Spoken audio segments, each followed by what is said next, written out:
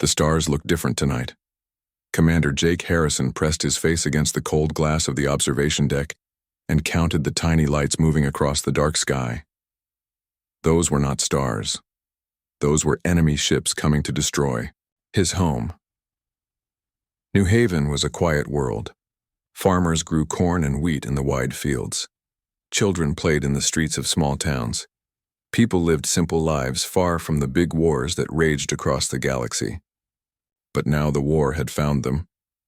Jake turned away from the window and walked back to the control room. The other officers looked scared. They had good reason to be afraid. The Zephyrian Empire had destroyed 17 worlds using their war beasts. These creatures were bigger than buildings and could not be killed by normal weapons. Every world that faced them had fallen in just a few days.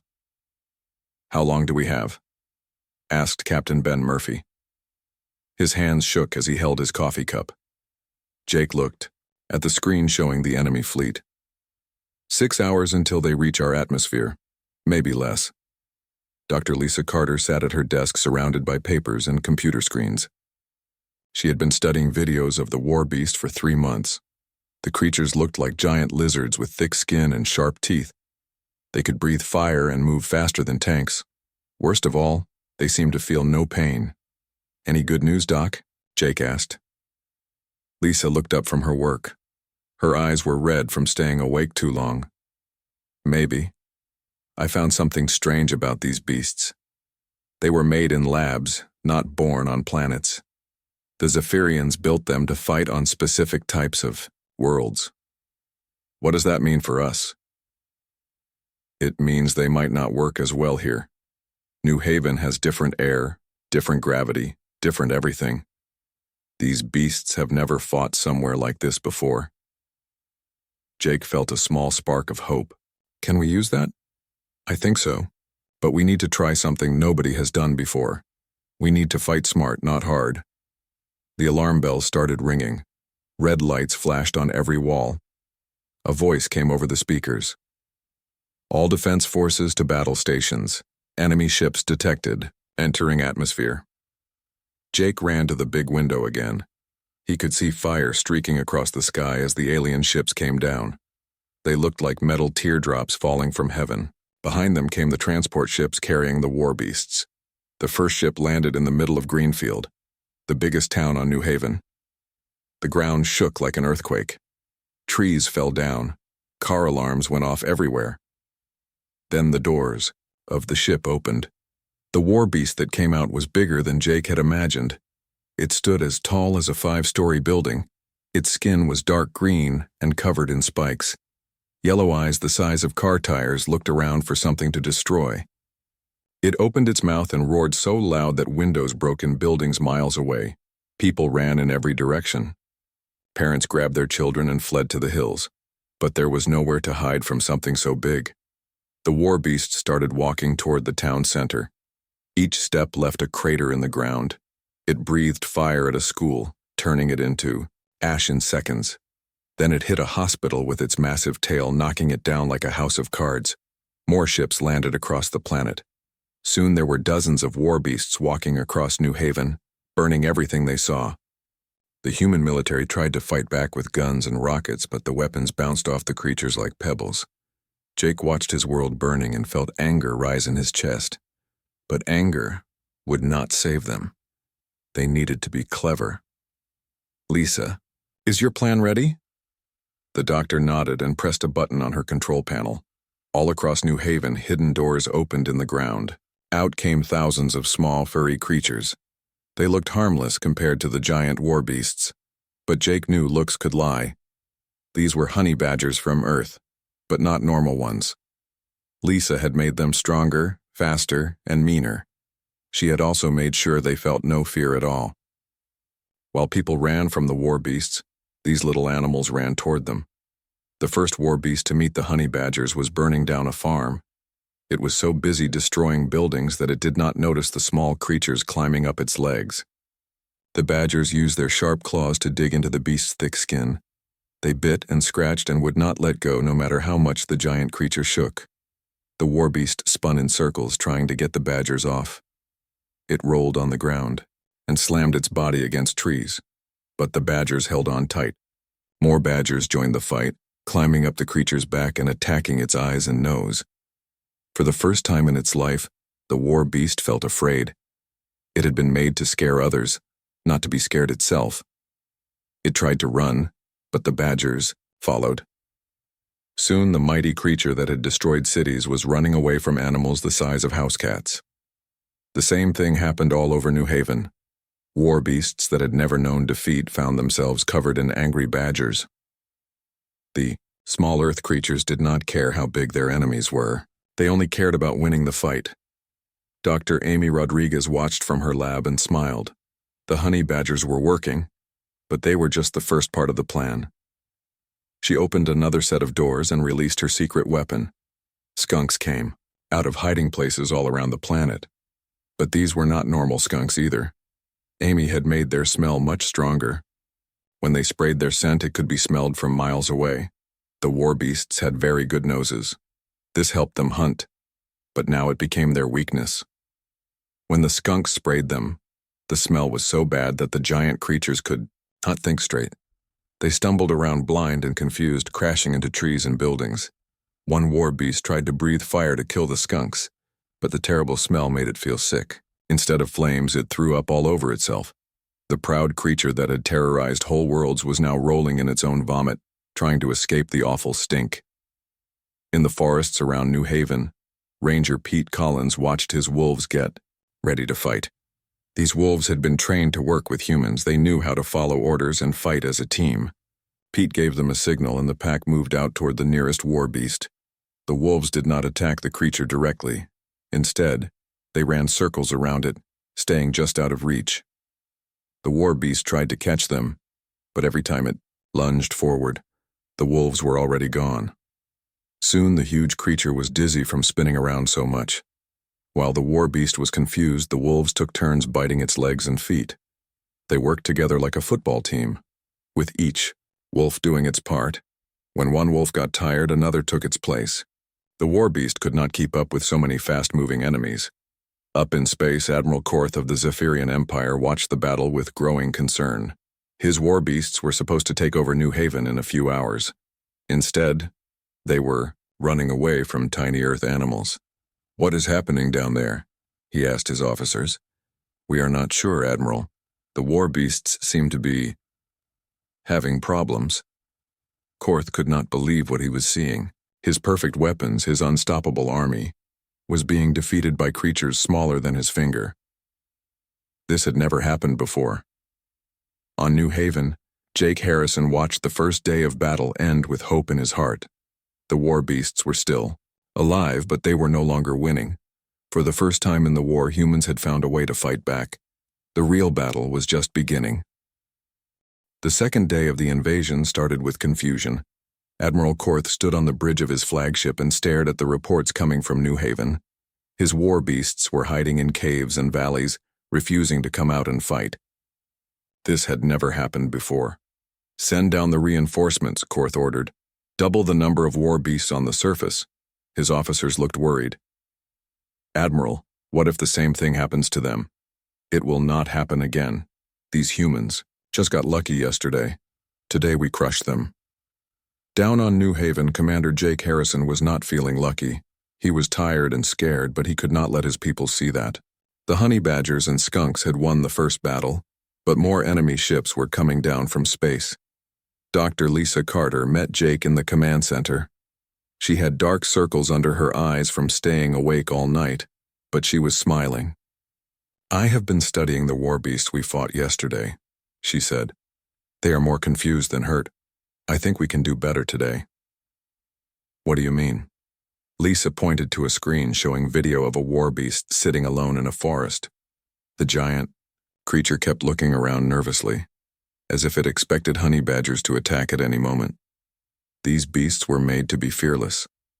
But fear is a basic emotion that all living things have. We just help them remember what fear feels like. Jake watched the scared war beast on the screen. Yesterday it had been burning down buildings. Today it jumped at every sound. So what do we do now? We make them more afraid? Captain Ben Murphy was leading a team of soldiers through the ruins of Greenfield when they heard the roar. A fresh war beast had just landed and was looking for something to destroy. This one was even bigger than the ones from yesterday. Its claws were longer and its fire was hotter. Ben signaled to his men to stay hidden. They watched as the creature burned down what was left of the town library. Books turned to ash and floated away on the wind. "Remember the plan," Ben whispered into his radio. "Wait for my signal." The war beast moved toward the elementary school. Ben felt anger fill his chest. His own daughter had gone to that school before they evacuated the town. He would not let this monster destroy it. "Now!" Ben shouted. The ground around the war beast suddenly came alive. Hundreds of honey badgers burst out of hidden tunnels and rushed toward the giant creature. But these were not the same badgers from yesterday. Dr. Lisa had given them something new. Each badger wore a small metal collar that made loud noises. The collars beeped and buzzed and played recordings of angry animals. The war beast heard the thum sounds and spun around, trying to find where they were coming from. While the creature was distracted by the noise, the badgers climbed up its legs and back. They bit and clawed just like before, but now they also had tiny speakers that played the sounds of lions roaring and tigers growling. The war beast had never heard these earth animals before, but something deep in its brain told it to be afraid. 3. Giant creature started to panic. It rolled on the ground and hit itself with its own tail, trying to make the terrible sounds stop. The more it fought, the louder the speakers got. Soon the war beast was running away as fast as it could, crashing through trees and trampling its own landing ship. Dr. Amy Rodriguez watched from her hidden lab and felt proud. The sound idea was working even better than she had hoped, but she had more surprises ready. Amy opened another set of underground doors. This time, modified raccoons came out to join the fight. These raccoons were smart and curious, just like normal ones. But Amy had made them bigger and given them tiny hands that could grab things easily. The raccoons ran toward a war beast that was trying to burn down a hospital. While the creature was breathing fire, the raccoons climbed up behind it. They started taking apart the metal plates on the beast's back, unscrewing bolts and pulling out wires. The war beast felt something wrong with its body but could not figure out what. It tried to breathe fire again, but only smoke came out. The raccoons had disconnected the parts that made the flames work. Confused and scared, the war beast looked around for help. It saw other war beasts running away from small animals and realized it was alone. For creatures that had been made to be brave, feeling alone was the worst thing of all. In the deep woods, Ranger Pete Collins was getting his wolves ready for the next attack. Yesterday, the wolves had worked in packs to confuse the war beasts.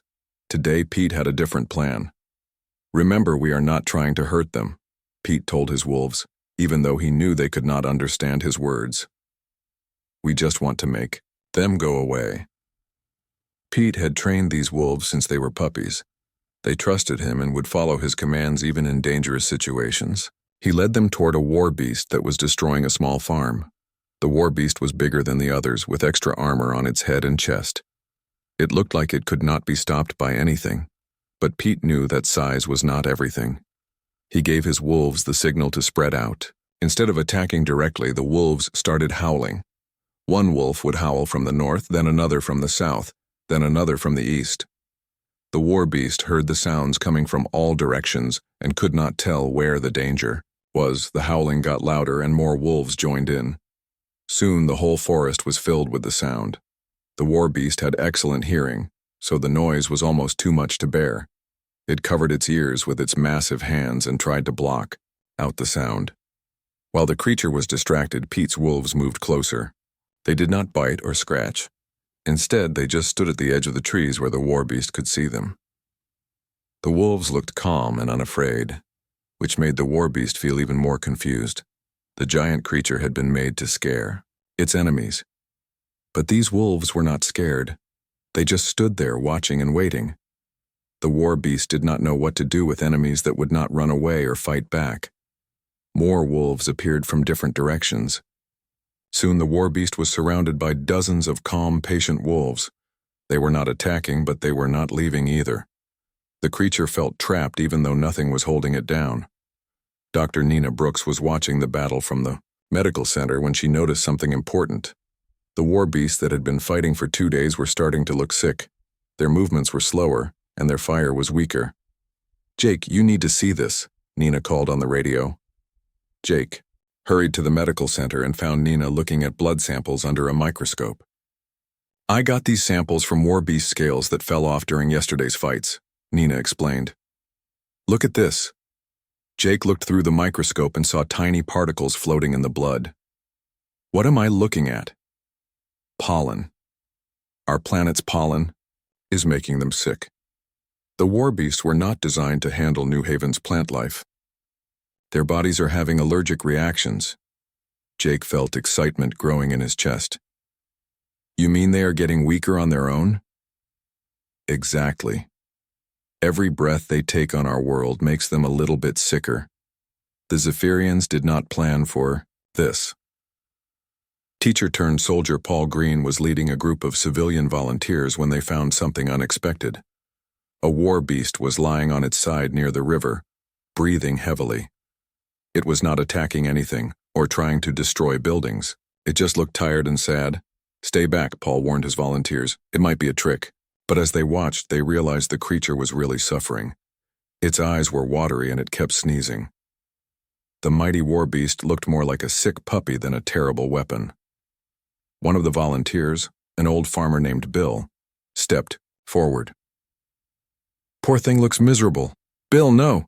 Paul shouted, but Bill was already walking toward the war beast. He moved slowly and kept his hands where the creature could see them. The war beast watched him approach, but did not try to attack. Bill reached into his pocket and pulled out an apple. He held it out toward the giant creature. The war beast sniffed the fruit with its huge nose, then carefully took it with the tip of one claw. For the first time since landing on New Haven, a war beast tasted something sweet instead of bitter. It ate the apple slowly, savoring each bite. When it was finished, the creature looked at Bill with what almost seemed like gratitude. "Well, I'll be," Bill said quietly. "You're not so scary after all, are you?" The war beast made a soft rumbling sound, almost like a cat purring. Paul could not believe what he was seeing. These terrible weapons of war were just frightened, sick animals far from home. Up in space, Admiral Korth was getting angrier by the hour. Half of his war beasts were hiding, a quarter were running away, and the rest were too sick to fight properly. His perfect invasion was turning into a complete disaster. "Admiral," one of his officers said carefully, "perhaps we should try a different approach." "What do you mean?" "Well, sir, maybe we should talk to the humans. Find out how they are doing." "This." Korth slammed his fist on the control panel. "We do not talk to our enemies, we crush them." But even as he said the words, Korth knew something had changed.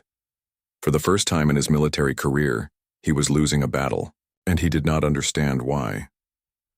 Down on New Haven, Jake Harrison looked out at the sunset and allowed himself to feel hope. They had survived another day. The war beasts were getting weaker and more confused. Some were even starting to act friendly toward humans. But Jake knew the real test was still coming. Admiral Korth would not give up easily. The third day brought something nobody expected. A war beast was knocking on the door of the human medical center. Dr. Nina Brooks almost dropped her coffee when she saw the giant creature outside the window.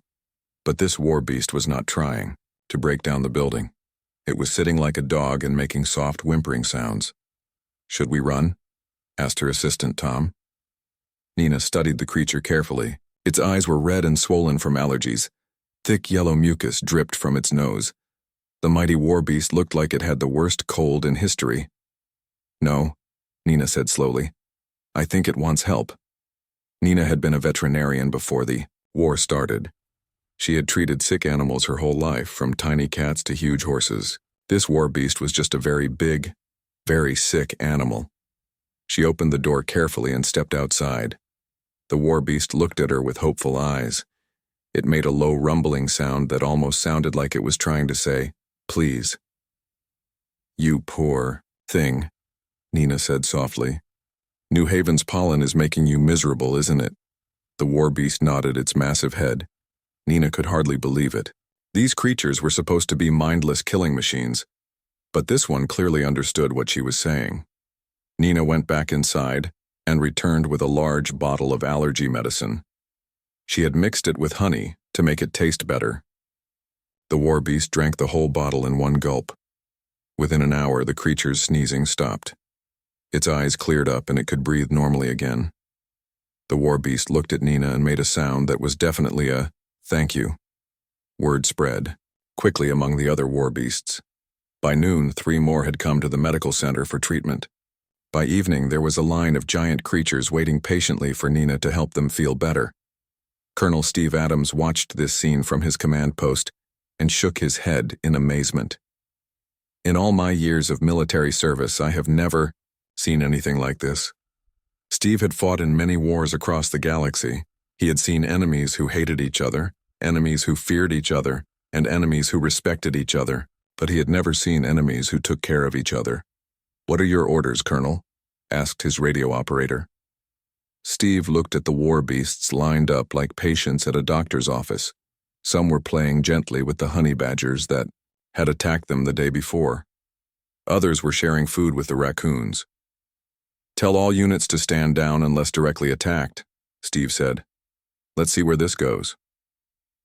Engineer Mary Foster had been working all night on her latest invention. She called it the Confusion Machine. It was a collection of speakers, lights, and mirrors that could make very strange sounds and sights. Mary set up her machine in the town square where a group of war beasts had gathered. She turned it on and watched what happened. The machine made the sounds of earth animals that did not exist on New Haven. It played recordings of elephants trumpeting, whales singing, and monkeys chattering. At the same time, colored lights flashed in patterns that looked like fireflies dancing. The war beasts had never heard or seen anything like it. They gathered around the machine like children watching a magic show. Some of them tried to copy the animal sounds, making funny noises that were supposed to be elephant calls. One war beast figured out that touching different parts of the machine made different sounds. It began playing with the controls like it was a musical instrument. Other war beasts joined in, and soon they were making their own strange music together. Mary watched in wonder as the terrible weapons of war turned into a band of amateur musicians. The war beasts seemed to be having fun for the first time in their lives. Dr. Amy Rodriguez was studying the war beasts' behavior when she noticed something important. The creatures were starting to make friends with each other. War beasts from different ships were sharing food and sleeping next to each other for warmth. "This is not normal for them," Amy told Jake Harrison over the radio. "I have been reading the Zephyrian files we captured. War beasts are supposed to work alone. They are not supposed to form friendships." Jake was standing next to a war beast that was gently petting a group of skunks, the same skunks that had made it sick with their terrible smell 2 days ago. "Maybe being away from their masters is letting them act naturally," Jake said. "Or maybe," Amy replied, "they were never meant to be weapons in the first place." Meanwhile, up in space, Admiral Korth was having the worst week of his career. His war beasts were not conquering New Haven. Instead, they were getting medical treatment from humans and learning to play music. "Admiral," his chief officer said nervously, "we are receiving strange signals from the planet." "What kind of signals?" "It sounds like singing, sir." Korth listened to the transmission coming from New Haven. It was definitely singing, but not human voices. The deep rumbling sounds could only be coming from war beasts. "They are singing?" Korth could not believe his ears. "Yes, sir, and Admiral, there is something else. Some of our war beasts are refusing orders from their handlers." This was the worst news yet. War beasts were created to obey without question. If they were starting to think for themselves, the entire Zephyrian military system would fall apart. Down on New Haven, Paul Green was having a conversation with a war beast. Not exactly a conversation since the creature could not speak human words, but they were definitely communicating. Paul had been a teacher before the invasion. He was good at understanding what children wanted even when they could not express it clearly. War beasts, he discovered, were a lot like very large, very confused children. This particular war beast kept pointing at the sky and making sad noises. Paul realized it was homesick. The creature missed its home planet, wherever that was. "You don't want to be here, do you?" Paul asked gently. The war beast shook its massive head and made a sound that clearly meant, "No, you didn't choose to come here and fight us." Another shake of the head. The war beast's eyes looked wet, as if it was trying not to cry. Paul felt sorry for the creature. It was a victim of war just like the humans were. The Zephyrians had forced it to leave its home and attack strangers for no good reason. "Would you like to stay here with us instead?" Paul asked. "We won't make you fight anyone." The war beast's eyes lit up. It nodded enthusiastically and made happy rumbling sounds. Then it did something that amazed Paul. The creature reached into a pouch on its armor and pulled out a small device. Paul recognized it immediately. It was a communication device that the war beast used to receive orders from its Zephyrian handlers. The creature held the device out to Paul. "You want to give this to me?" The war beast nodded and placed the device in Paul's hands. Then it used one massive claw to crush the device into tiny pieces. Paul understood what had just happened. The war beast had just declared its independence from the Zephyrian Empire. It was choosing freedom over slavery. Word of this spread quickly among the other war beasts. Soon dozens of them were destroying their communication devices and refusing to follow orders from space. Veterinarian Tony Martinez had set up a field hospital to treat both humans and war beasts who had been injured in the fighting. He was amazed by how gentle the giant creatures were with wounded humans.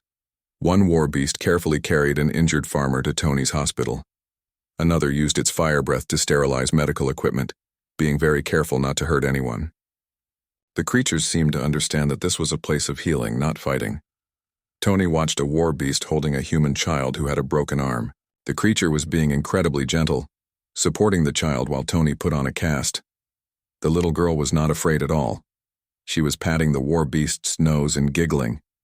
"They are not monsters," Tony said to his assistant. "They are just animals that were trained to do terrible things." By the end of the third day, the war on New Haven had become something completely different. Instead of humans fighting war beasts, both sides were working together against their real enemy, the Zephyrian Empire that had started this whole conflict. Jake Harrison stood on a hill overlooking the valley where humans and war beasts were camped together. Cooking fires dotted the landscape, and he could see humans sharing meals with creatures that had been trying to kill them just days before. "This is impossible," said Captain Ben Murphy, who was standing beside Jake. "Wars don't end like this." "Maybe that's because most wars are fought the wrong way," Jake replied. "We tried something different, and look what happened." In the distance, they could see war beasts playing with human children. The giant creatures were letting the kids climb on their backs and giving them rides around the camp. Parents who had been terrified 3 days ago were now taking pictures of their children with their new alien friends. Dr. Lisa Carter joined them on the hill. She had been studying the war beast's behavior and had made an important discovery. "Figured out why this worked," she said. "War beasts are not naturally aggressive. The Zephyrians use drugs and conditioning to make them violent. But our planet's environment is breaking down those chemicals in their bodies." "You mean they are becoming themselves again?" Jake asked. "Exactly.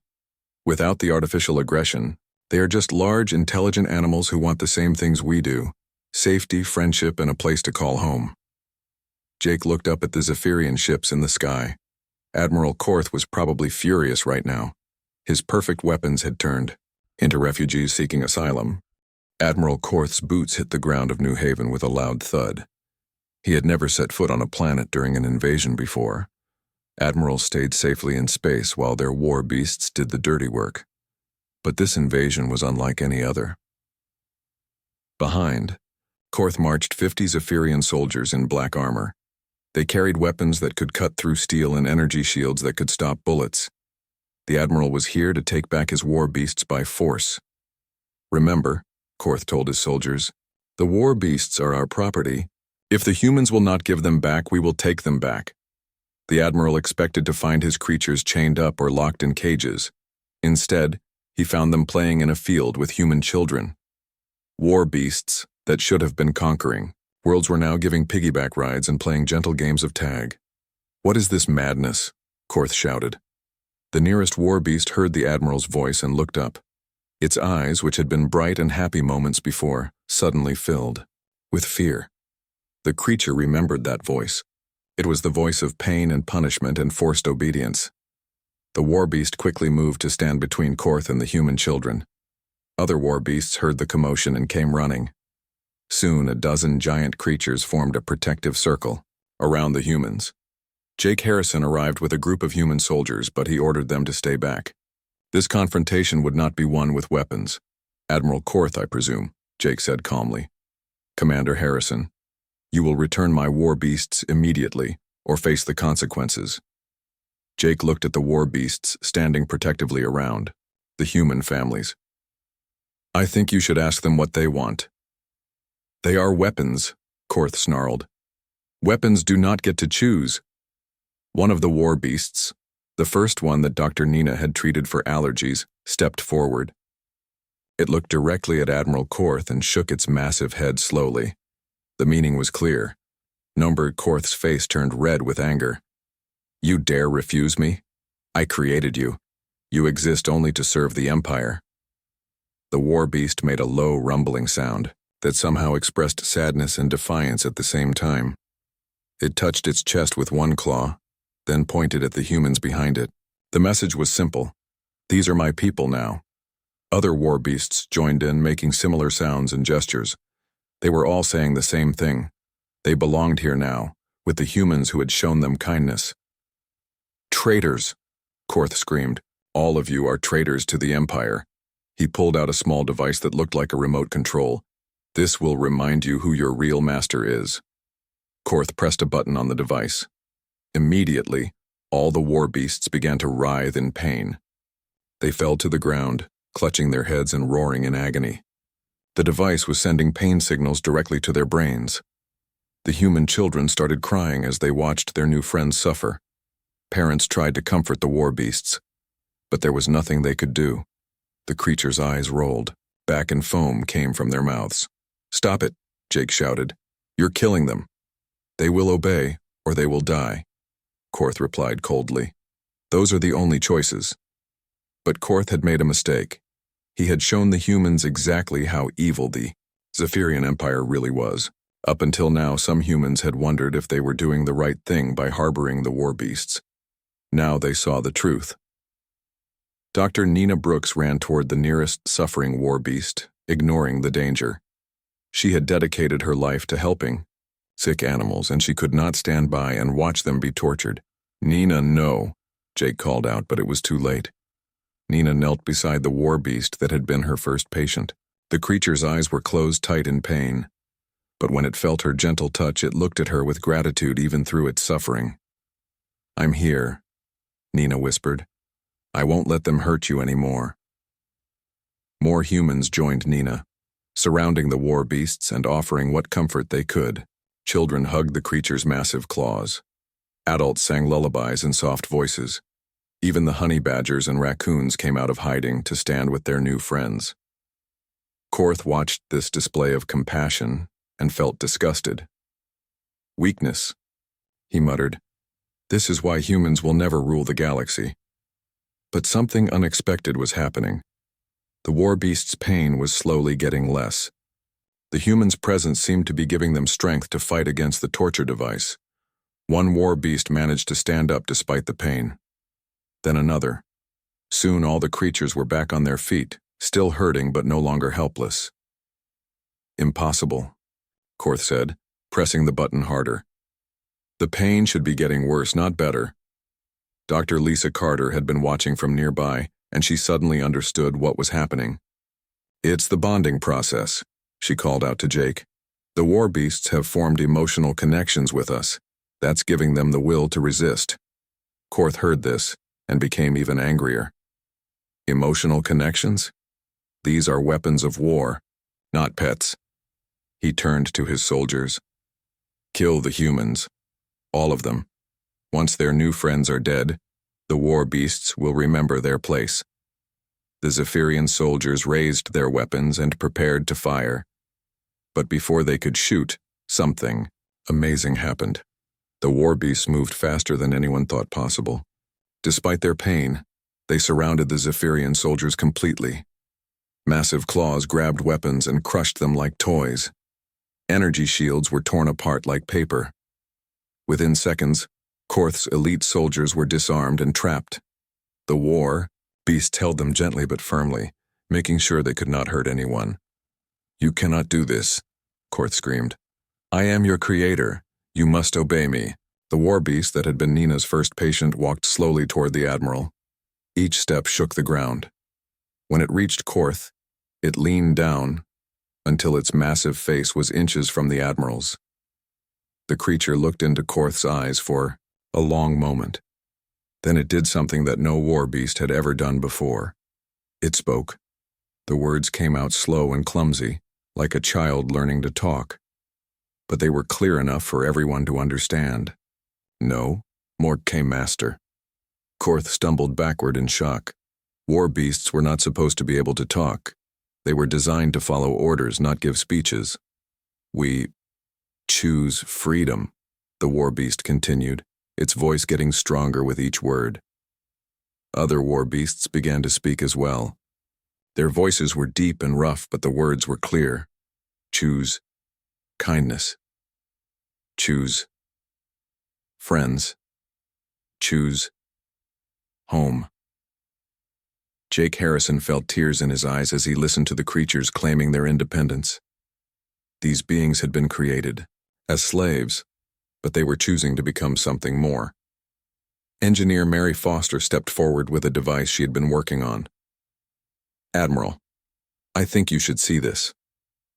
She activated a holographic projector that showed images from across the galaxy. On dozens of worlds, war beasts were laying down their weapons and refusing to fight. Word had somehow spread that freedom was possible. "Your entire war beast program is falling apart," Mary explained. "They are all learning that they have choices." Korth looked at the images in horror. His perfect weapons were becoming independent beings all across the Empire. The Zephyrian military machine was crumbling. "This is all your fault." Korth pointed at Jake. "You have destroyed everything." "No," Jake replied calmly. "We just showed them a better way to live." Communications specialist Linda White approached with a message tablet. "Jake, we're receiving surrender requests from Zephyrian ships in 17 star systems. The crews are asking for asylum." "Surrender requests?" Jake could hardly believe it. "Yes, sir. Apparently many Zephyrian soldiers never wanted to be part of an empire that enslaved intelligent creatures. Seeing the war beasts choose freedom has inspired them to do the same." Former zookeeper Gary Stone had been working with the captured Zephyrian soldiers. He discovered that many of them were just as much prisoners of the Empire as the war beasts had been. Most of these soldiers were forced into service, Gary reported. They're scared of their own government. Some of them have never seen war beasts treated with kindness before. One young Zephyrian soldier approached Jake hesitantly. "Commander, is it true that you will let war beasts live free lives here?" "Yes," Jake replied. "Anyone who chooses peace over war is welcome on New Haven." The soldier looked back at Admiral Korth, then removed his helmet and threw it on the ground. "Then I request asylum. I'm tired of being part of an empire that creates suffering." Other Zephyrian soldiers began, following his example. Within minutes, only Admiral Korth and a few loyal officers were still armed and defiant. Korth looked around at his former soldiers, now standing with the humans and war beasts. His face was pale with rage and fear. "You are all traitors to the Empire," he shouted. "The Emperor will send more fleets, bigger armies. You cannot hide on this worthless planet forever." But even as he spoke, Korth knew his words were empty threats. The war beast rebellion was spreading too fast to stop. The Empire's own creations were bringing it down from within. Dr. Amy Rodriguez approached Admiral Korth with a medical scanner. "Admiral, I need to check something." Before Korth could protest, Amy scanned his brain. The results appeared on her tablet screen. "Just as I thought," Amy said. "Admiral, you have been subjected to the same conditioning drugs that were used on the war beasts. Your aggression and loyalty to the Empire are not natural." Korth stared at the scanner results. "That's impossible. I chose to serve the Empire." "Did you? Or were you programmed to believe that you chose it?" The torture device in Admiral Korth's hand was killing the war beast slowly. Jake Harrison could see the giant creatures getting weaker as they fought against the pain signals shooting into their brains. Their eyes were starting to lose focus, and some were beginning to collapse. "We have to stop that device," Jake said to Dr. Lisa Carter. "I'm working on it," Lisa replied, typing frantically on her portable computer. "I think I can override the signal, but I need more time." Time was something they did not have. The war beasts were suffering too much to hold on much longer. That was when something unexpected happened.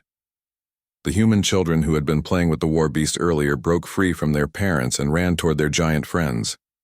"No," several parents shouted, but the children were too fast. 8-year-old Emma Collins reached the nearest war beast first. The massive creature was on its knees, shaking with pain.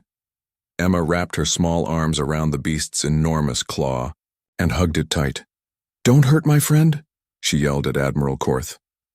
Other children followed Emma's example. Soon dozens of kids were hugging the war beasts, offering what comfort they could. The children were not afraid. They only wanted to help their friends feel better. The war beasts looked down at the small humans clinging to them. Despite their pain, the creatures managed to make soft, grateful sounds. The children's brave actions gave them strength to keep fighting. Admiral Korth stared at this scene with growing confusion. Children risking their lives to comfort weapons of war made no sense to him. His conditioning told him this was weakness, but something deep inside suggested it might be the strongest thing he had ever seen. "Admiral," said Dr. Amy Rodriguez, approaching with her medical scanner still in hand. "Look at your brain scan, again. Really look at it." Korth glanced at the scanner despite himself. The image showed his brain with bright red areas where the conditioning drugs had been most active. "Those red areas control aggression and loyalty," Amy explained. "But look at these blue areas. Those are your natural emotions, the parts the Empire tried to suppress." Korth saw the blue areas on the scan. They were small but still there, fighting against the artificial programming. "You can choose to be different," Amy continued. "Just like the war beasts did. The conditioning is not permanent." For a moment, Korth's hand trembled. The torture device wavered as he struggled with himself. The blue areas in his brain were trying to make him stop hurting innocent creatures. But the red areas fought back. The conditioning was too strong. "I cannot," Korth whispered. "The Empire is everything. I am nothing without it." Jake Harrison stepped closer to the Admiral. "You are wrong. You are not nothing. You are a person who can make choices." "I have no choices," Korth screamed. "None of us do. The Empire controls everything." "Then why are your own soldiers standing with us?" Jake pointed to the Zephyrian. Troops who had thrown down their weapons. "They chose freedom, you can too." Korth looked at his former soldiers. They were helping human medics treat the suffering war beasts. Former enemies working together to heal instead of harm. The sight made something crack inside the Admiral's mind. For just a moment the conditioning weakened. In that instant of clarity, Korth saw what he had become. He was not a proud military leader. He was a slave, just like the war beasts. The Empire had stolen his ability to choose, turning him into a weapon just as surely as they had created the creatures he commanded. Korth's hand moved toward the off switch on the torture device. He could end the suffering with a simple press of a button, but then the conditioning slammed back into control. The red areas of his brain flared brighter than ever. "No," Korth shouted, gripping the device tighter. "I will not betray the Empire." That was when Dr. Lisa Carter's computer made a pleasant beeping sound. "Got it," Lisa announced. "I've broken their signal encryption." She pressed a button on her computer, and immediately the torture device in Korth's hand began to smoke.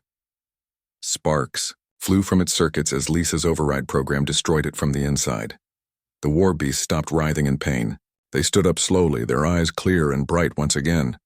The children cheered and hugged their giant friends even tighter. Admiral Korth stared at the broken device in his hands. Without it, he had no power over the war beasts. Without the war beasts, he had no way to conquer New Haven. His invasion had completely failed. "It's over, Admiral," Jake said gently. "You can stop fighting now." Korth dropped the ruined device and fell to his knees. All the fight went out of him at once. He looked like a man waking up from a terrible dream. "What have I done?" he whispered. "What have I become?" Dr. Amy Rodriguez knelt beside him. "You became what the Empire made you, but that doesn't have to be who you are." Amy pulled out a medical injector filled with blue liquid. "This will neutralize the conditioning drugs in your system. It won't be easy. You'll have to face all the things you did while under their control, but you'll be free to choose your own path." Korth looked at the injector with fear and hope. "Will it hurt?" "Yes," Amy admitted. "But the pain will be from becoming yourself again, not from being forced to be someone else." Korth closed his eyes and nodded. Amy pressed the injector against his neck and delivered the medicine. The change was not immediate, but it was obvious. Over the next few minutes, Korth's face gradually relaxed. The hard lines of artificial aggression softened. His eyes, which had been cold and calculating, became warmer and more human. When the transformation was complete, Admiral Korth looked up at the people around him with tears in his eyes. "I remember now," he said quietly. "I remember who I used to be before the Empire took me. I was just a young man who wanted to explore the stars and make friends with other species." He turned to look at the war beasts who were watching him warily. "I am so sorry," Korth said to them. "I created you to be weapons, but you were meant to be so much more. Can you ever forgive me?" The war beast, that had been Nina's first patient, approached slowly. It looked down at the man who had caused it so much pain. Then, to everyone's surprise, it reached out with one massive claw and gently touched Korth's shoulder. "Forgive," the creature said in its deep, rumbling voice. "Choose forgiveness." Korth broke down and cried. He had spent years commanding these creatures, but he had never really seen them until now. They were not weapons. They were people, different from humans, but people nonetheless. Over the following days, news of New Haven's victory spread across the galaxy. On world after world, war beasts were laying down their arms and demanding freedom. Zephyrian soldiers were deserting in massive numbers. The Empire's iron grip was loosening everywhere. Dr. Nina Brooks established the first interspecies medical center in the galaxy. Humans and war beasts worked together to heal the wounded from both sides. Former enemies became colleagues and friends. Engineer Mary Foster helped the war beasts design new cities where they could live alongside humans. The creatures were amazingly skilled builders when they were creating instead of destroying. Teacher Paul Green started the first school where human and war beast children learned together. It turned out that young war beasts were just as curious and playful as human kids.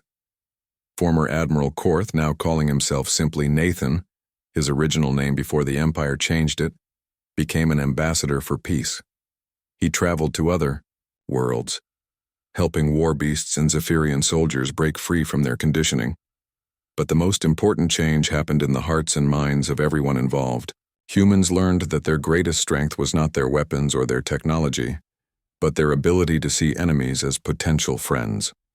War beasts discovered that they were not born to destroy, but to create and protect and love. Jake Harrison stood on the same hill where he had first seen the enemy ships arriving. Now those ships were being converted into homes and schools and hospitals. Former weapons of war had become tools of peace. Dr. Lisa Carter joined him on the hill, carrying her newest research project, a baby war beast that had been born on New Haven. The little creature was no bigger than a house cat, and it played happily with human children without any fear or aggression.